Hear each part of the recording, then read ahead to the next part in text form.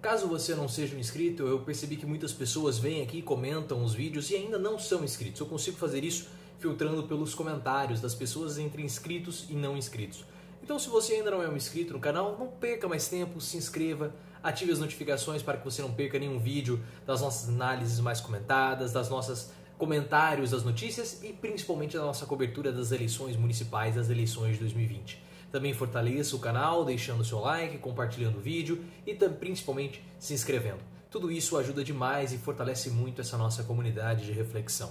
Comunidade de reflexão que com o passar do tempo vai ficando cada vez maior. Vamos ver se até o final do mês de janeiro a gente consegue atingir a marca dos 30 mil inscritos.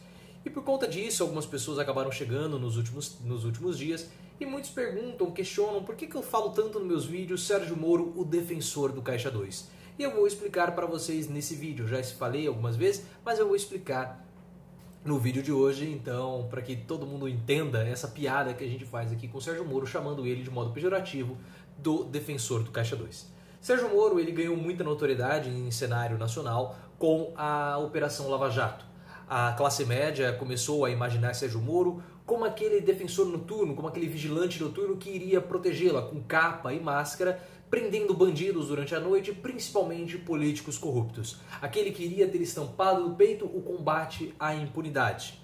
E em uma época de redes sociais e de espetacularização da política, principalmente da espetacularização do combate à corrupção, muito promovido pelos meios de comunicação, Sérgio Moro foi ganhando cada vez mais popularidade em cenário nacional, principalmente entre a classe média. A classe média é essa que tem uma ideologia muito tacanha, que é a ideologia da classe média para a política. A ideologia, esse tipo de ideologia, consiste em acreditar que política nada mais é do que o simples combate à corrupção. Política se resume isso em combater a corrupção e deixar a corrupção ocorrer. E é claro que essa é uma ideologia completamente equivocada, mas foi uma ideologia também muito cultivada pelo Partido dos Trabalhadores. Não vamos eximir o PT dessa culpa. Mas voltando a Sérgio Moro, e toda essa atuação na Operação Lava Jato e toda essa espetacularização fez Moro ser uma figura muito popular.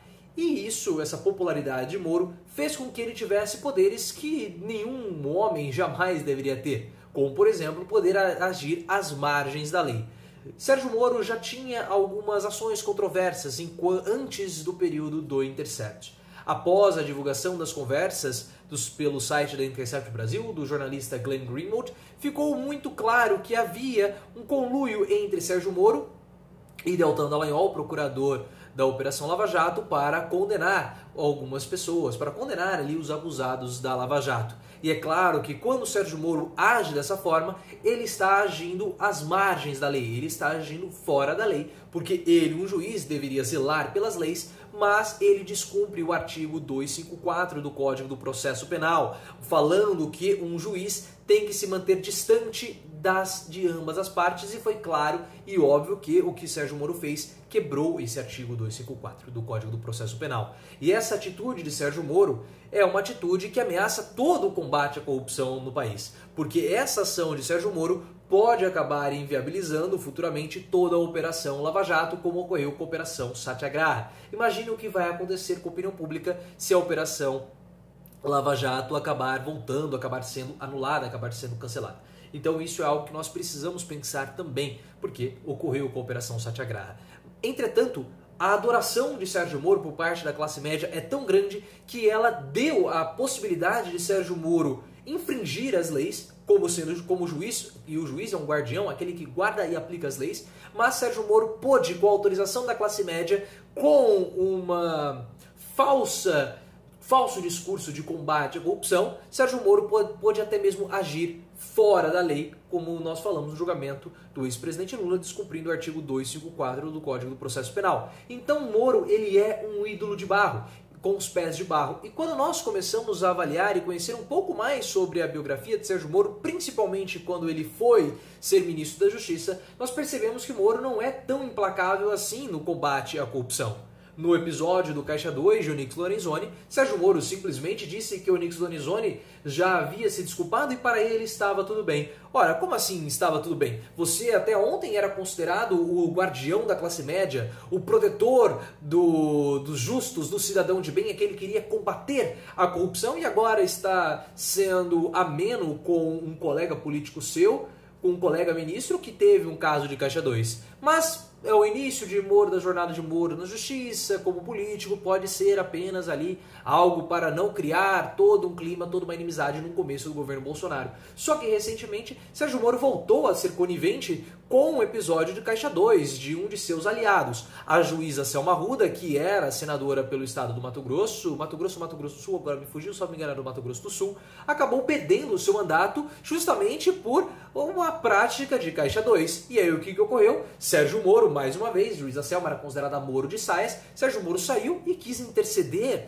pela juíza Selma para que ela pudesse preservar o seu mandato, falou que ela era uma pessoa muito justa, trabalhadora e coisas do tipo.